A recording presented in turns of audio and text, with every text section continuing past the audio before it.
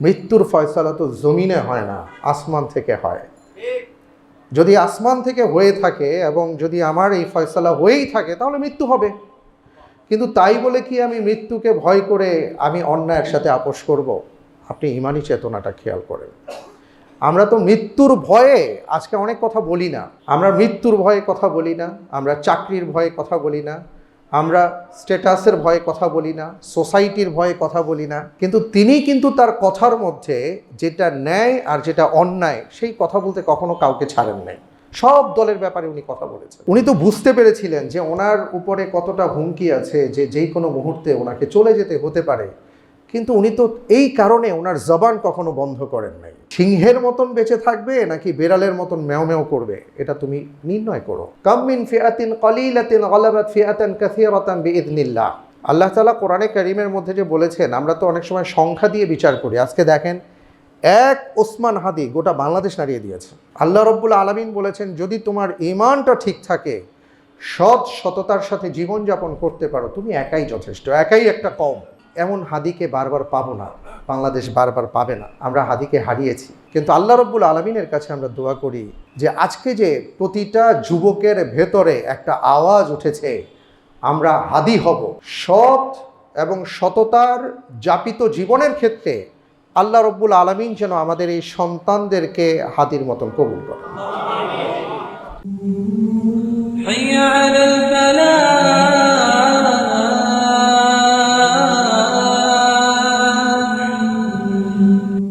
আসলে আমরা সবাই আজকে উপলব্ধি করতে পারছি, আমরা এখানে যারা সমবেত হয়েছি আমরা সবাই বুঝতে পারছি যে আমাদের সকলেরই মনের অবস্থাটা ভালো না। কারণ ইতিমধ্যে আমরা সবাই জানি, যার শাহাদাতকে কেন্দ্র করে আজকে গোটা বাংলাদেশের মানুষের মাঝে, প্রত্যেকটা মানুষের মনের ভেতরে একটা হাহাকার তৈরি হয়েছে। শরীফ ওসমান হাদি শহীদ হয়ে গেছেন। ইন্না লিল্লাহি ওয়া ইন্না ইলাইহি রাজিউন। আসলে কখনো কখনো রাসূলুল্লাহ সাল্লাল্লাহু আলাইহি ওয়াসাল্লাম বলেছেন যে একজন মুমিন, একজন ঈমানদার, তার মৃত্যুটা কখনো এমন হয়ে থাকে যে তার চলে যাওয়ার মধ্য থেকে অসংখ্য মানুষের জীবন এবং ঈমান জেগে ওঠে। পবিত্র কোরআনুল কারীমে সূরাতুল বুরুজের মধ্যে একটা ঘটনা আল্লাহ তাআলা উল্লেখ করেছেন, যেই ঘটনাটাকে আমরা আসহাবুল উখদুদের কথা বা ইতিহাস বলে জানি। কুতিলা আসহাবুল উখদুদ আন-নারি যাতিল ওয়াকুদ ইয হুম আলাইহা কুউদ ওয়া হুম আলা মা ইয়াফআলুনা বিল মুমিনিনা শুহুদ। ওই ঘটনাটা এমনই ছিল যে একজন ঈমানদারকে তৎকালীন সময়ের কুফফার শক্তি তারা নানাভাবে চেষ্টা করেছিল তাকে হত্যা করবার জন্য, তা পারে নাই। কখনো পাহাড় থেকে ফেলে দিয়েছে, কখনো ঝড়ের মধ্যে সমুদ্রে ফেলে দিয়ে আসছে, কিন্তু তার মৃত্যু হয়নি, তাকে মারতে পারছিল না। তো এটা নিয়ে সেই সময়কার রাষ্ট্রযন্ত্র সব কিছু ব্যবহার করার পরও যখন তাকে হত্যা করতে পারছে না, তারা বুঝে উঠতে পারছে না যে এখন কি করবে। এই কিশোর তখন চিন্তা করেছিলেন, তারা যদি আমাকে মেরেও ফেলে, আমি এমন একটা কাজ করতে পারি যে আমার একজনের জীবনের বিনিময়ে হাজারটা জীবন ঈমানের পথে আসবে। তখন তিনি সেই রাষ্ট্রযন্ত্রকে বলেছিলেন, যদি তোমরা আমাকে শহীদ করতেই চাও, তাহলে তোমরা যে তীর নিক্ষেপ করবে, তীর নিক্ষেপ করার সময় বিসমিল্লাহ বলতে হবে, আল্লাহর নামে। তবেই কেবল সম্ভব, কারণ আল্লাহ রব্বুল আলামিন ছাড়া কেউ আমার মৃত্যু ঘটাতে পারবে না। আল্লাহর হুকুম ছাড়া আমার মৃত্যু কেউ ঘটাতে পারবে না। তখন তারা তাই করেছিল। অসংখ্য মানুষের উপস্থিতির মধ্য থেকে তারা বিসমিল্লাহ বলে তীর ছুঁড়ে মেরেছিল এবং সেই কিশোরকে তারা শহীদ করে দিয়েছিল। কিশোর যখন শহীদ হয়ে যাচ্ছে তখন সে হাসতে হাসতে শাহাদা আঙ্গুল উপরে উঁচিয়ে সে বলেছিল যে তোমরা আমার কথাতেই বিশ্বাস করেছ, তুমি আল্লাহর নাম নিয়েই আমাকে হত্যা করেছ, তুমি স্বীকার করেছ যে আল্লাহ ছাড়া কারো জীবন অথবা মৃত্যু কেড়ে নিতে পারে না। এবং এই কথাটা যখন সমাজের সেই উপস্থিতি শুনল আর জানল, তখন তারা উচ্চস্বরে শাহাদা পাঠ করল। আর এই কিশোর ছেলের তার জীবন প্রদীপ নিভে গেল, তিনি শাহাদাতের অমীয় সুধা পান করলেন। বিষয়টা হলো যে আমাদের বাংলাদেশে আমরা যে অস্থিরতার মধ্য দিয়ে যাচ্ছি, কিন্তু কখনো কখনো গভীর অন্ধকারের মাঝেও হঠাৎ হঠাৎ কখনো আলোর দেখা পাই, যে আলোগুলো আমাদেরকে আশা জাগায়। সেই অসংখ্য আলোর মাঝে আমি বলতে পারি যে ওসমান হাদি ছিলেন এমন একটা আলো। অলরেডি তাকে নিয়ে প্রচুর স্টাডি হচ্ছে, ভবিষ্যতেও হবে। তার প্রতিটা কথা, তার প্রতিটা কাজ এই নতুন প্রজন্ম যাদের হাতে বাংলাদেশে এখন গোল্ডেন টাইম চলছে, যুবকের সংখ্যা বেশি। তো এই যুবকেরা, অধিকাংশ যুবক, তাদের জন্য এক ওসমান হাদি যে বার্তা দিয়ে গেছেন, তিনি তার জীবন দিয়ে, এই বার্তাটা যদি আমাদের যুব সমাজ ধারণ করতে পারে, তাহলে আমরা আশা করতে পারি যে ভবিষ্যতের বাংলাদেশটা ইনশাল্লাহ অন্যরকমভাবে আমরা পাব।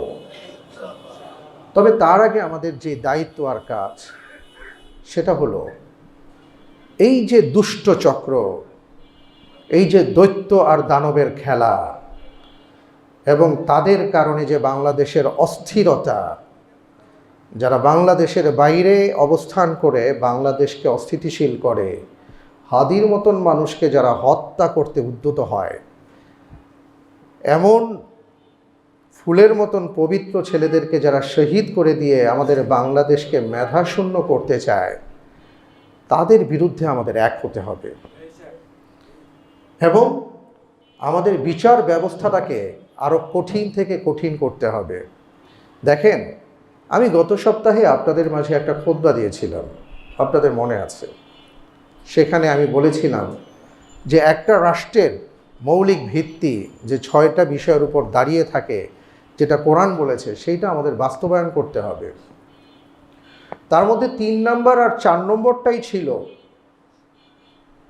ইয়া'মুরুনা বিল মা'রুফ ওয়া ইয়ানহাউনা আনিল মুনকার, ওয়া আমারু বিল মা'রুফ ওয়া নাহাউ আনিল মুনকার। আমরা এই জায়গায় বারবার ব্যর্থ হচ্ছি। কেউ অপরাধ করছে, আমরা তাকে অপরাধের সুযোগ করে দিচ্ছি। কেউ অপরাধীদের পক্ষে অবলম্বন করছে, আমরা বাক স্বাধীনতার নামে তাকে ছেড়ে দিচ্ছি।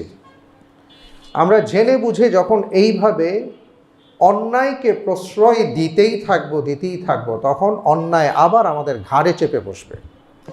এজন্য রাসূল সাল্লাল্লাহু আলাইহি ওয়াসাল্লামের সেই রাষ্ট্রনীতির মূলধারার দিকে যদি আপনি তাকান, আপনি দেখবেন যে নবীজি সাল্লাল্লাহু আলাইহি ওয়াসাল্লাম সবাইকে নিয়ে রাষ্ট্র গঠন করেছেন। সেখানে কিন্তু 2টি ইহুদি গোত্র ছিল মদিনা স্টেটের মধ্যে। কখনো কখনো এমনও হয়েছে যে কোনো মুসলিম তিনি ইহুদিদের বিরুদ্ধে আল্লাহর নবী সাল্লাল্লাহু আলাইহি ওয়াসাল্লামের কাছে নালিশ জানিয়েছেন, কিন্তু সেই নালিশটা অন্যায় ছিল, সেই মামলা দায়েরটা যথার্থ ছিল না। রাসূল সাল্লাল্লাহু আলাইহি ওয়াসাল্লাম তখন ইহুদির পক্ষে রায় দিয়েছেন, কারণ রাষ্ট্রনীতি এমন একটা ভিত্তির উপর প্রতিষ্ঠিত হবে যেটাকে আমরা ইনসাফ বলে থাকি। যদি এই নীতিমালায় ইনসাফের অবস্থান না থাকে, তাহলে সেই কাঠামো ভেঙে পড়ে।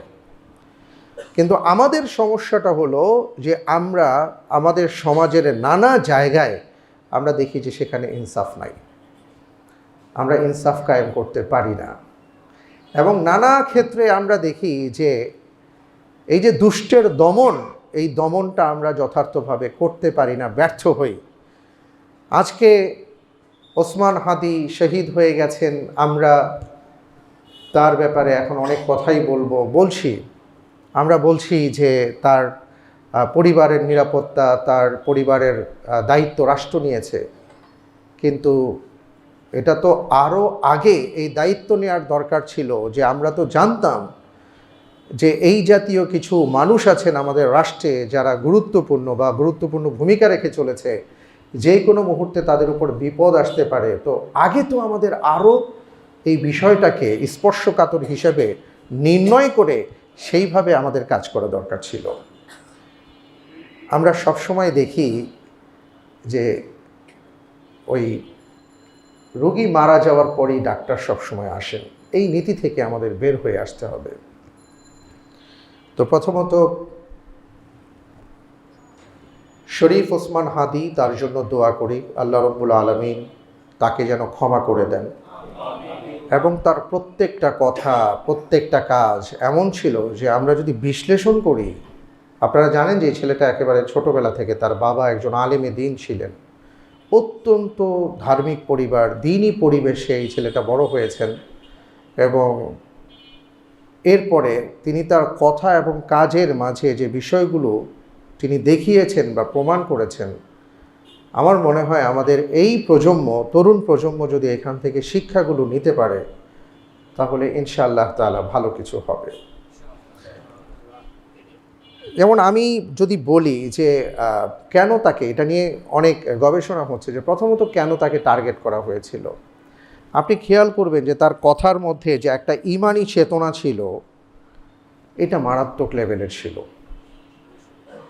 তার আকীদাগত অর্থাৎ ঈমানের যে বিশ্বাসটা ছিল, সে বারবার একটা কথা বলছে যে মৃত্যুর ফয়সালা তো জমিনে হয় না, আসমান থেকে হয়। যদি আসমান থেকে হয়ে থাকে এবং যদি আমার এই ফয়সালা হয়েই থাকে, তাহলে মৃত্যু হবে। কিন্তু তাই বলে কি আমি মৃত্যুকে ভয় করে আমি অন্যায়ের সাথে আপোষ করব? আপনি ঈমানি চেতনাটা খেয়াল করেন। আমরা তো মৃত্যুর ভয়ে আজকে অনেক কথা বলি না। আমরা মৃত্যুর ভয়ে কথা বলি না, আমরা চাকরির ভয়ে কথা বলি না, আমরা স্ট্যাটাসের ভয়ে কথা বলি না, সোসাইটির ভয়ে কথা বলি না। কিন্তু তিনি কিন্তু তার কথার মধ্যে যেটা ন্যায় আর যেটা অন্যায়, সেই কথা বলতে কখনো কাউকে ছাড়েন নাই। সব দলের ব্যাপারে উনি কথা বলেছেন। আপনি যদি দেখেন আর কি, স্টাডি করলে এগুলো বের হয়ে আসছে। এরপরে আমরা আরেকটা বিষয় দেখেছি যে তার ভিতরে সবসময় শাহাদাতের তামান্না কাজ করত। সরাসরি বলতো, মেরে ফেলেন, আমার মুখ বন্ধ করতে চাইলে আমাকে গুলি করতে হবে, শহীদ হয়ে যাব। তিনি তো এই আশঙ্কাও প্রকাশ করেছেন যে যদি আমি আমার মারা যাই, আমার ছেলেটারে দেখে রাখেন। সুবহানাল্লাহ ওয়া বিহামদিহি। তো উনি তো বুঝতে পেরেছিলেন যে ওনার উপরে কতটা হুমকি আছে, যে যেই কোনো মুহূর্তে ওনাকে চলে যেতে হতে পারে। কিন্তু উনি তো এই কারণে ওনার জবান কখনো বন্ধ করেন নাই। আমি যে কথাটা বলতে চাচ্ছি, সিংহের মতন বেঁচে থাকবে নাকি বেড়ালের মতন ম্যাও ম্যাও করবে, এটা তুমি নির্ণয় করো। কাম মিন ফিআতিন কলিলাতিন গালাবাত ফিআতান কাসীরাতান বিইذনিল্লাহ। আল্লাহ তাআলা কোরআনে কারীমের মধ্যে যে বলেছেন, আমরা তো অনেক সময় সংখ্যা দিয়ে বিচার করি। আজকে দেখেন, এক ওসমান হাদি গোটা বাংলাদেশ নাড়িয়ে দিয়েছে। আল্লাহ রাব্বুল আলামিন বলেছেন, যদি তোমার ঈমানটা ঠিক থাকে, সততার সাথে জীবনযাপন করতে পারো, তুমি একাই যথেষ্ট, একাই একটা কম। এটা কিন্তু আমরা খেয়াল করছি। পাশাপাশি যদি আমি আরও বলি যে ওনার ভেতরে আরও একটা যে বিষয় ছিল, সেটা হলো হুব্বুল ওয়াতান, দেশের প্রতি প্রচণ্ড ভালোবাসা। আধিপত্যবাদের বিরুদ্ধে তার যেভাবে অবস্থান ছিল, এবং সুস্পষ্টভাবে যারা দাদাগিরি ফলাতে চায় তাদের বিরুদ্ধে যেভাবে তিনি কথা বলেছেন স্পষ্টভাবে, এটা ওনার একটা দেশপ্রেমের নমুনা ছিল। আমরা তো অনেকে আমাদের দেশকে আমরা বিক্রি করে দিয়েছি, দেশকে বিক্রি করে দেই, সামান্য লোভ লালসায় আমরা দেশকে অন্যের হাতে তুলে দেই। কিন্তু হাদি প্রমাণ করেছে যে না, জীবন যাবে, দেশ দিব না। এটা আমাদের প্রজন্মকে ধরে রাখতে হবে। এবং আমি ওনার আরও কয়েকটা বিষয় আমাকে খুব অবাক করেছে। যেমন আপনারা জানেন যে ওনার একটা কালচারাল সেন্টার ছিল, হ্যাঁ, ইনকালাব কালচারাল সেন্টার। আজকে যেমন অনেক জায়গায় গত রাত্রে আগুন দেওয়া হয়েছে, কোনো মিডিয়াকে জ্বালিয়ে দেওয়া হয়েছে। আসলে এই আগুন দিয়ে আপনি কি করবেন? জ্বালিয়ে দিয়ে কি করবেন? আপনি ওনার 100 কোটি টাকার ক্ষতি করছেন, ওনার কাছে হাজার হাজার কোটি টাকা আছে। আপনি ওনার একটা মিডিয়া বন্ধ করছেন, আগামীতে 10টা মিডিয়া উনি চালু করবেন। কালচারাল ফাইটটা ওইভাবেই করতে হবে। ওনার যদি 10টা মিডিয়া থাকে তা আমাদের 100টা মিডিয়া দরকার ছিল। এই ব্যাপারে আমাদের কোনো আওয়াজ নাই, যেটা হাদি বুঝতে পেরেছিলেন। আজকে মনে করেন যে বাংলাদেশের আনাচে কানাচে যে নাস্তিকগুলোকে তৈরি করা হয়, তাদেরকে বিভিন্ন দাদারাষ্ট্রের যে বয়ান তাদের মুখ থেকে আপনারা যেটা পান, এটা তো একদিনের তৈরি না। তারা এটা ধীরে ধীরে ধীরে ধীরে তাদেরকে পরিচর্যা করে করে আমাদের সামনে আজকে উপস্থাপন করেছে। তারা যেটা বয়ান করে সেটাই আজকে আমাদের গিলতে হয়। এটা একদিনে হয় নাই।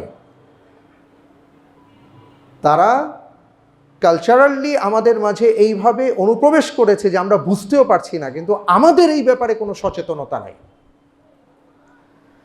আমরা তাকওয়া মসজিদে কিছুদিন আগে সিরাতের যে প্রোগ্রামটা করেছিলাম, আমাদের মূল উদ্দেশ্য এটা ছিল, আমাদের প্রজন্মকে যদি বাঁচাতে হয় তাহলে তাদেরকে ইসলামিক কালচার তাদেরকে উপহার দিতে হবে, নীতি নৈতিকতার কালচার তাদেরকে দিতে হবে। এই জন্য আমাদের অসংখ্য কালচারাল সেন্টার দরকার, আমাদের মিডিয়া দরকার। আমি তো 1-2টা প্রোগ্রাম করতে গিয়ে আমার বেহুশ হওয়ার মতন অবস্থা, যে স্পন্সর নিয়ে আমাদের দৌড়াইতে হয়। ইসলামিক প্রোগ্রাম কেউ আগাতে চায় না, গানের প্রোগ্রামে সবাই দিবে। আমরা কেউ বুঝি না যে এটা যে একটা যুদ্ধ। লক্ষ লক্ষ হাদি প্রস্তুত করতে চাইলে আমাদের এই যুদ্ধে অবতীর্ণ হতে হবে। আপনি আজকে তুরস্কের দিকে তাকান, তুরস্কে এরদোয়ান আসার পরেও, এত বছর পরেও আজকেও তাদের কালচার চেঞ্জ করা যায়নি। কেন যায়নি? কারণ কামাল আতাতুর্ক আসার পরে যেটা করেছিল সেটা হলো ইসলামিক কালচারকে একেবারে নিশ্চিহ্ন করে দেওয়ার জন্য পুরো বিকল্প কালচার সে উদ্ভাবন করেছিল এবং আমদানি করেছিল। আজকে আমাদের বাংলাদেশে তাই হচ্ছে। আজকে আব্দুর রহমান, আপনার ছেলে, আমার ছেলে, যাদেরকে দেখছি, সূরা আহকাফের মধ্যে যে 2 ধরনের সন্তানের কথা বলা হয়েছে, এই দ্বিতীয় ধরনের সন্তান সবার হয়ে যাচ্ছে। আমাদের কারো কোনো খবর নাই ভাই। সূরাতুল আহকাফের মধ্যে প্রথম সন্তানের কথা বলা হয়েছে, যার বয়স হবে 40, যে একটা ঈমানি চেতনায় বড় হবে এবং আপনার আমার জন্য আল্লাহর কাছে দোয়া করবে, এবং আমি যে মা বাবা হতে পেরেছি তার এই জন্য সে আল্লাহর কাছে কৃতজ্ঞতা প্রকাশ করবে। কোরআন খুলে দেখেন,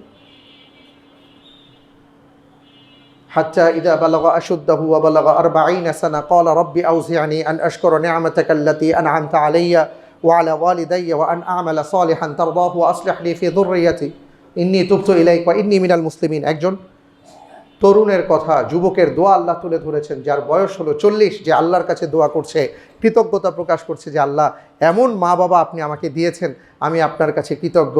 আল্লাহ, আপনি আমার পরিবারটাকে সুন্দর রাখুন, আমরা সবাই যেন আপনার কথা মতন চলতে পারি, সেই তৌফিক দান করুন। এইভাবে একটা পরিবার, একরকম সন্তানের কথা আল্লাহ তাআলা বলেছেন। আরেক জায়গায় এর পরের আয়াতে আসছে,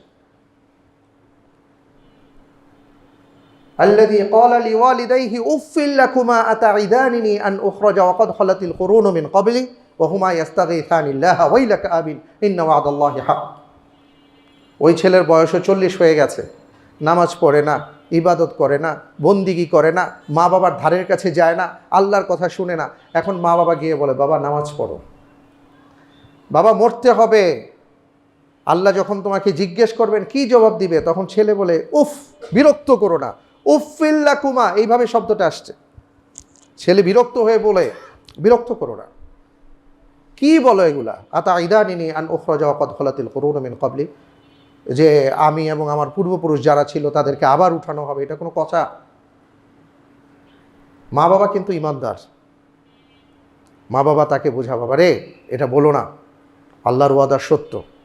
আর ছেলে ওই মা বাবাকে তখন নানাভাবে ভৎসনা করে যে এগুলো কোনো কথা বলো, কি বলো? সন্তান তো, কিন্তু কোন রকম সন্তান? এক সন্তান আল্লাহর কাছে দোয়া করে, আরেক সন্তান মা বাবাকে ভৎসনা করে, আর মা বাবা আফসোস করে তখন আল্লাহর কাছে বলে, আল্লাহ কি করব? তো এই যে দ্বিতীয় ধরনের সন্তান যে আমাদের তৈরি হচ্ছে, এটা কিভাবে হচ্ছে? কালচারালি তাদেরকে কিডন্যাপ করা হচ্ছে, তাদেরকে নিয়ে যাওয়া হচ্ছে, আপনার ঘরেই থাকে ছেলেটা, মেয়েটা আপনার পাশেই থাকে, আপনার সাথেই খায়, আপনার পাশের রুমেই ওর অবস্থান, কিন্তু আপনার চেতনার সাথে ওর চেতনার হাজার হাজার মাইল দূরত্ব হয়ে গেছে। এটা কারা করেছে? যারা করেছে তাদের বিপরীতে আপনি কি করেছেন? হাদি যেটা বুঝেছে আমরা সেটা বুঝি নাই। আমরা এই যে মাঝে মাঝে যে নাশিদ সন্ধ্যা বলি, আমরা তিলাওয়াত সন্ধ্যা বলি, আমরা সিরাত আয়োজন বলি, এগুলো এটার একটা পার্ট। আপনি যদি এই সন্তানদেরকে এগুলো না দেন তো ওদেরকে নিয়ে যাবে অন্যরা। দেখেন না যে এখন কিভাবে বিশ্ব সুন্দরী প্রতিযোগিতায় আমাদের মেয়েদেরকে নিয়ে গেছে এবং তারা এগুলোকে প্রাউড ফিল করে। এখন আপনি, আমাদের মেয়েরা, আমাদের ছেলেরা, আপনি আমি এখন ফেসবুকে পোস্ট দেই, ও যখন একটা গান গায় অথবা ও যখন ছোট্ট বয়সে নাচানাচি করে, আপনি খুব প্রাউড ফিল করে লেখেন, মাশাল্লাহ আমার মেয়েটা কত সুন্দর নাচছে। এখানে মাশাল্লাহ বলে নাউজুবিল্লাহ মিন যালিক। বুঝেই না কোন জায়গায় কি বলতে হবে, আমাদের ঈমান কোথায় গিয়ে দাঁড়িয়েছে আমরা বুঝি নাই। হাদি বুঝতে পেরেছিলেন যে কালচারাল আগ্রাসন চলছে, এটার বিপরীতে আমাদের কাজ করতে হবে। এই জন্য তিনি কালচার নিয়ে কাজ করেছেন। সম্মানিত ভাইয়েরা আমার, আরেকটা বিষয় আমার কাছে খুব ভাল লাগতো তার যে বিষয়টা, যে আপনি খেয়াল করেছেন এই ছেলেটা একেবারে সাদামাটা জীবনযাপন করত, সাদামাটা। যাকে খুশি তাকে জড়িয়ে ধরত, যাকে খুশি তার সাথে বসে চা খেত, পাউরুটি শেয়ার করত, কেউ পকেটে তার টাকা ঢুকিয়ে দিচ্ছে। কি একটা দৃশ্য, অসাধারণ একটা দৃশ্য। একটা নতুন বাংলাদেশের একটা নতুন চিত্র আমরা দেখতে পাচ্ছিলাম, যেটা ইতিপূর্বে কেউ তৈরি করতে পারে নাই এইভাবে আর কি। আমরা দেখি নাই, হয়তো আপনারা দেখেছেন, মুরব্বী যারা আছেন, আমরা যারা আর কি স্বাধীনতার পরে আমাদের যাদের জন্ম, আমরা এমন দেখি নাই যে মানুষের সাথে আপনভাবে কিভাবে মিশে যায়। কিন্তু আরেকটা জিনিস আবার দেখলাম, রুহামা উবাইনাহুম তারাহুম আশিদ্দাউ আলাল কুফফার রুহামা উবাইনাহুম তারাহুম। দেশপ্রেম, মানুষের প্রতি ভালোবাসা, যারা তাকে ভালোবাসছে দেশের জন্য, তাদের জন্য তাদের হৃদয়, ইসলামের জন্য তার হৃদয় সবসময় বিগলিত ছিল। কিন্তু শত্রুপক্ষের জন্য, যারা দেশের শত্রু ছিল তাদের বিরুদ্ধে, বা ইসলামের শত্রু ছিল তাদের বিরুদ্ধে তার কণ্ঠ কিন্তু উচ্চকিত ছিল, কঠিন ছিল, যেটা কোরআনে কারীমের আয়াতের মধ্যে আসছে। তো সব কিছু মিলিয়ে আর কি আমরা যেটা দেখছি, এবং আর কয়েকদিন আগে আরেকটা বিষয় দেখেছিলাম, যে এই ছেলে তার বিরুদ্ধে যারা হত্যা করতে চায়, যারা তাকে হত্যা করতে চায়, যারা তার শত্রু, সে জানে যে একটা গ্রুপ আছে যারা আমার জন্য পিস্তল রেডি করে রেখেছে, বুলেট রেডি করে রেখেছে, তাদের জন্য কিন্তু সে দোয়াও করেছে। ভিডিওটা দেখেছেন অনেকে, কেঁদে কেঁদে দোয়া করেছে যে আল্লাহ তাদেরকে তুমি হেদায়েত দান করো, তারা বুঝতে পারতেছে না, তাদেরকে তুমি হেদায়েত দান করো। সব কিছু মিলিয়ে আসলে হাদিকে স্টাডি করার মতন অনেক কিছু আছে। আমরা এমন হাদিকে বারবার পাবো না, বাংলাদেশ বারবার পাবে না। আমরা হাদিকে হারিয়েছি, কিন্তু আল্লাহ রব্বুল আলামিনের কাছে আমরা দোয়া করি যে আজকে যে প্রতিটা যুবকের ভেতরে একটা আওয়াজ উঠেছে, আমরা হাদি হব, সৎ এবং সততার যাপিত জীবনের ক্ষেত্রে আল্লাহ রব্বুল আলামিন যেন আমাদের এই সন্তানদেরকে হাদির মতন কবুল করে। আর সেই সাথে আমি আপনাদেরকে আহ্বান জানাবো, অনুরোধ জানাবো, বিশৃঙ্খলা নয়, আগুন দিয়ে কোনো লাভ নাই, ঘর বাড়ি ভেঙে কোনো লাভ নাই, বরং আসেন আমরা বুদ্ধিদীপ্ত লড়াইটা করি, যেটা ওরা করেছে। আপনি একটু ঠান্ডা মাথায় চিন্তা করে দেখেন যে আমরা যেগুলা দেখেছি, যে ভাইয়েরা, হ্যাঁ ভেতরে রক্ত গরম হতেই পারে, কিন্তু যেটা দরকার সেটা হলো যেই মুখগুলো, যাদের কথাগুলো, যাদের নানা ধরনের আশকারা আর উস্কানি পেয়ে হাদির মতন তরুণদের জীবন দিতে হয়, এদেরকে আইনের আওতায় আনতে হবে। আর সেই সাথে আমাদের বুদ্ধিদীপ্ত লড়াই করতে হবে, যাতে আগামী 15 বছর পরে এই বাংলাদেশের চেহারাটা অন্যরকম হয়। আজকে সিঙ্গাপুর পাল্টে যেতে পারে, ভিয়েতনাম পাল্টে যেতে পারে, মালয়েশিয়া পাল্টে যেতে পারে। এদের তো স্বাধীনতা আমাদের স্বাধীনতার খুব বেশি আগে পিছে না। আমরা কেন এখনো পাল্টাতে পারছি না? কারণ আমাদের দেশ নিয়ে ব্যবসা হয়। যারা ব্যবসা করে তাদের ব্যবসাকে বন্ধ করতে হবে। এটাই হলো আসল কথা। আল্লাহ রাব্বুল আলামিন ওসমান হাদির শাহাদাতকে কবুল করুন, আমিন। এবং আমি উদাত্ত আহ্বান জানাবো যে দুটো দাবি আসছে। এক দাবি হলো যে আমরা চাই শাহবাগকে ওসমান হাদি চত্বর নামকরণ করা হোক। 2 নম্বর হলো হাদির কবর জাতীয় কবি, বিদ্রোহী কবি কাজী নজরুল ইসলামের পাশে তাকে সমাহিত করা হোক, যাতে করে যে কোনো মানুষ ঢাকা শহরে আসলে যদি চান তিনি হাদির কবরের সামনে দাঁড়াতে পারেন। এটা আমাদের দাবি। জাযাকুমুল্লাহ খায়ের। আসলে আজকে এই বিষয়ে আমার কথা বলার কথা ছিল না, আজকে বাধ্য হয়েছে এই ব্যাপারে কথা বলতে। সম্মানিত ভাই এবং বোনেরা, আজকে আমি আসলে যে বিষয়ে কথা বলতে চাচ্ছিলাম সেই কথাটা ছিল যে এই যে সন্তান নিয়ে এই কথা, অনেক স্কুল আছে যেই সকল স্কুলগুলো বন্ধ হয়েছে, বন্ধ চলছে। আপনার বাচ্চা এখন কোন জায়গায় সময় ব্যয় করছে? আপনি কিভাবে তার সময়টাকে বন্টন করে দিয়েছেন? কারণ আপনার আমার সময়টা তো খুব মূল্যবান। যতটুকু সময় পেয়েছেন ততটুকু সময় মূল্যবান। আল্লাহ রাব্বুল আলামিন বলেছেন কারো কারো ক্ষেত্রে, মান আমিলা সালিহাম মিন যাকারিন আও উনসা ওয়া হুয়া মুমিন ফালানুহইয়ান্নাহু হায়াতান তাইয়্যিবা। মুমিন নারী আর পুরুষের মধ্যে যারা ঈমানদার, যারা ভালো কাজ করে, ওই ভালো কাজগুলোর মাধ্যমে আমি তাদেরকে বাঁচিয়ে রাখি সমাজের মাধ্যমে। যেমন আপনি দেখেন হাদি কয়দিন জীবন পেয়েছেন, আবরার কয়দিন জীবন পেয়েছেন, অ্যাডভোকেট আলিফ কয়দিন জীবন পেয়েছেন। এইভাবে যারা দেশের জন্য, সমাজের জন্য রক্ত দিয়েছেন, আপনি দেখেন যে এক হাদি এই অল্প বয়সে যা করে গেছে, এমন 100 মানুষ তার জীবন দিয়ে তা করে যেতে পারেন নাই। এমন অসংখ্য মানুষের জীবন আছে, সেটা বলতে চাচ্ছি। এজন্য সময়টাকে আমাদের কাজে লাগাতে হবে এবং সন্তানকে এমনভাবে আমাদের লালন পালন করতে হবে, এমনভাবে পরিচর্যা করতে হবে, এমনভাবে তাকে দেখভাল করতে হবে যাতে করে এই সন্তান আমার জন্য সম্পদে পরিণত হয়। আজকে দেখুন, হাদির জন্য দোয়া করছে, হাদির মা বাবার জন্য দোয়া করছে। হাদির বাবার জন্য, হাদি যখন তার বাবার কথা বলে, সে বলে যে আমার সকল শক্তি বা সাহসের সঞ্চয় ছিলেন আমার বাবা। তিনি ঝড়ের রাতেও ফজরের সময় মসজিদে চলে যেতেন, যে কারণে বাংলাদেশ নতুন একটা কালচার পেয়েছিল যে ফজরের নামাজের পরে ইলেকশনের ক্যাম্পেইন হতে পারে। মসজিদের সামনে ছেলেটা দাঁড়িয়ে দাঁড়িয়ে তার হ্যান্ডবিল দিয়েছে। এটা বাংলাদেশ এই চিত্র কবে দেখেছে এর আগে? এই জন্য বলেছি, হাদিরা এইভাবে হুটহাট জন্ম নেয় না, তাদেরকে গড়ে তুলতে হয়। তার মা বাবা তাকে সেইভাবে গড়ে তুলেছিল। আমরা আমাদের সন্তানদেরকে তো গড়ে তুলতে হবে, নয়তো সম্পদের জায়গায় বোঝা হয়ে যেতে পারে, আপনার আমার জন্য আযাব গজব হতে পারে। পারেটা ভাই? হাদিকে যেই লোকটা, যেই খুনিটা হত্যা করেছে, আজকে তার মা বাবার কথা চিন্তা করে দেখেন। তার 14 গোষ্ঠী এখন বিপদের মধ্যে আছে না? এই সন্তান তার জন্য এখন কি সম্পদ হলো না বোঝা হলো? এই সন্তান তার জন্য নিয়ামত হয় নাই, এখন এই সন্তান তার জন্য গজবে পরিণত হয়েছে।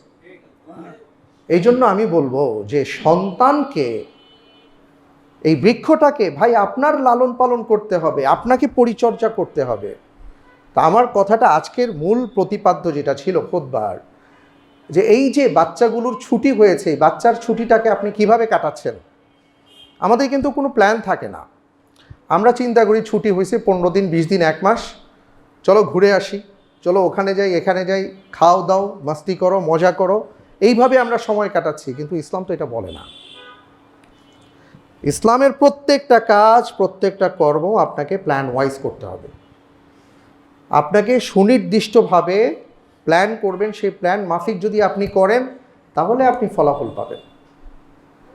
তো এই কারণে ইসলাম আমাদেরকে কিছু বিষয় বলে, সেটাই আমি আজকে আপনাদেরকে বলতে চাচ্ছিলাম। যেমন মনে করেন, প্রথমত যেটা বলবো, আপনারা তো ঘুরতে যান, অনেকেই বাচ্চার ছুটিতে ঘুরতে যান। আপনি কোথায় ঘুরতে যাবেন? যদি আপনি সিঙ্গাপুর, লন্ডন, আমেরিকা ইত্যাদি চিন্তা করে থাকেন, সমস্যা নাই, কিন্তু তার আগে আমার কথা হলো যে ওকে দেখেন একটু কাবাকে স্পর্শ করিয়ে নিয়ে যেতে পারেন কিনা, যদি আপনার তৌফিক থাকে। আপনি যদি সিঙ্গাপুরের কথাই চিন্তা করেন তাহলে ওটাকে বাদ দিয়ে আপনি কাবায় চলে যান। ওর ঘোরাও হবে, আল্লাহর ঘর চেনা হবে, আল্লাহ রব্বুল আলামিন সম্পর্কে ওকে দু চারটা কথা বলতে পারবেন এবং মালিকের সাথে সন্তানের সম্পর্ক তৈরি করে দিতে পারবেন। এই চিন্তাটা করতে পারলে ভালো হয়। এরপরে আপনি যা করেন, আপনি অন্য কোথাও নিয়ে যাবেন।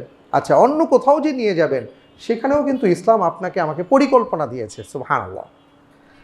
কুল সিরু ফিল আরদ সুম্মা আনজুরু কাইফা বাদাআল খালকি সুম্মা আল্লাহু ইউনশিউন নাশাতাল আখিরা। পৃথিবীর অনেক রাষ্ট্রে আমরা যাই, অদ্ভুত সুন্দর সুন্দর দৃশ্য আমাদের চোখের সামনে ভাসে। প্রকৃতির এই সৌন্দর্য দেখে আমরা হারিয়ে যাই, আমরা ছবি তুলি, আমরা অন্যকে দেখাই, আমরা ওয়াও বলি, হাই বলি, কত কিছু বলি, কিন্তু আমরা সুবহানাল্লাহ বলি না। অথচ আল্লাহ তাআলা বলেছেন যে আমার সৃষ্টি দেখো, আর দেখো যে আমি কিভাবে সৃষ্টি করেছি। এটা তোমার জন্য চিন্তার খোরাক যোগাবে। আপনি আপনার সন্তানের মাঝে এই শিক্ষাটা দিয়ে দেন, দেখো বাবা, আল্লাহ তাআলা এই নিখিল বিশ্বকে কত সুন্দর করে সৃষ্টি করেছেন। কোথাও পাহাড়, কোথাও সমুদ্র, কোথাও হ্রদ, কোথাও ঝর্ণা, কোথাও মরুভূমি, এক এক জায়গায় এক এক রকম সৃষ্টির বৈচিত্র্য আল্লাহ তাআলা তুলে ধরেছেন। বাবা, এগুলো দেখো, এগুলো শেখো। অথবা আপনি এমন কোথাও নিয়ে গেছেন, কোনো নগরী ধ্বংস হয়ে গেছে, ওটার পাশ দিয়েও যাচ্ছে, ওকে আপনি শিক্ষা দেন যে বাবা দেখো, যে এর পাশ দিয়ে, যে এলাকার পাশ দিয়ে যাচ্ছে, এই এলাকাটা এমন পাপে নিমজ্জিত ছিল, আল্লাহ তাআলা তাদেরকে ধ্বংস করে দিয়েছেন। সুতরাং পাপে থাকা যাবে না, পাপ করা যাবে না, পাপ করলে আল্লাহ ধ্বংস করে দেন। অর্থাৎ আপনি সফরই করবেন, আপনি ওকে নিয়ে ঘুরতেই যাবেন, বেড়াতেই যাবেন, কিন্তু এটাও একটা পরিকল্পনা মাফিক হোক, যেটা ইসলাম আমাদেরকে শিক্ষা দেয়। এই চেষ্টাটা আমরা করতে পারি। এরপরে আমি যেটা বলতে চাই সেটা হলো যে যদি বাসায় থাকে তাহলে কি করছে? ও কি কোরআন পড়তে পারে? আপনি কি ওকে এতটুকুভাবে তৈরি করেছেন যে আপনার জানাজার সালাতের ইমামতি ও করবে? এতটুকু ওর জ্ঞান আছে কি না? যদি না থেকে থাকে তাহলে এটা আপনার জন্য আফসোসের কারণ। আপনি যেমন চান যে আমার সন্তান আমাকে বাবা বলে ডাকবে, আমাকে মা বলে ডাকবে, তাহলে এটা কেন আপনি চাচ্ছেন না যে আমার সন্তান আমার সলাতুল জানাজা পড়াবে?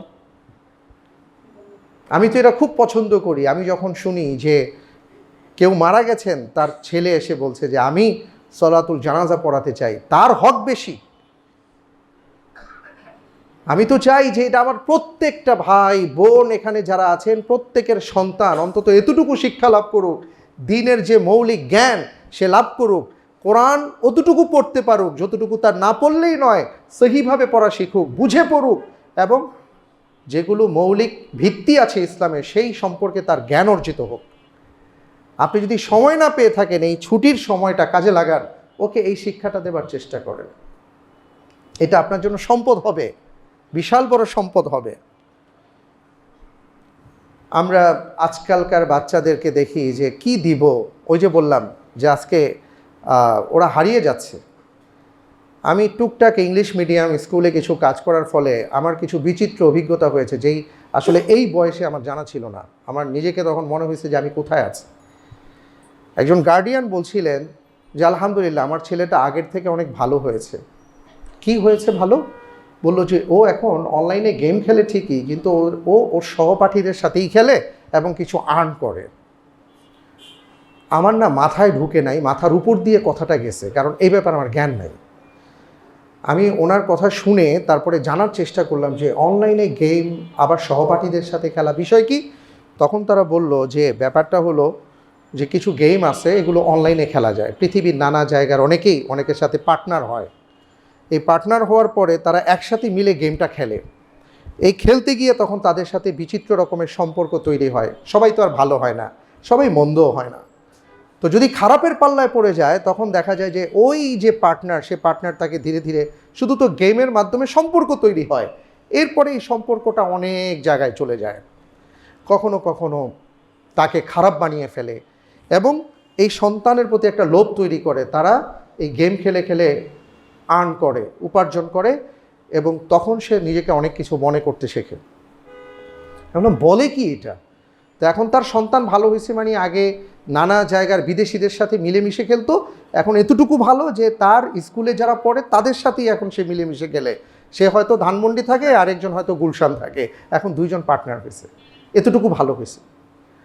তা আমি বলতে চাচ্ছি যে আসলে এটা কেন হচ্ছে, এর কারণ হলো আমরা তার হাতে বিকল্প দিচ্ছি না। তো তার হাতে আপনি কোনো দিন কোনো নবী রসুলের গল্প তুলে দিয়েছেন? আপনি ইউটিউব চ্যানেলগুলোতে এমন অনেক সুন্দর সুন্দর নসিহা পাবেন, আপনার ছেলে যেই ভাষা পছন্দ করে সেটাই হতে পারে, আপনি তুলে দেন। কোনো কালচারাল ভালো প্রোগ্রামে যদি নিয়ে যেতে পারেন সেখানে নিয়ে যান, তাহলে না সে বিকল্প কিছু পাবে। আসলে আমাদের এখানে বড় একটা ব্যর্থতা, আমরা এটা পারি না।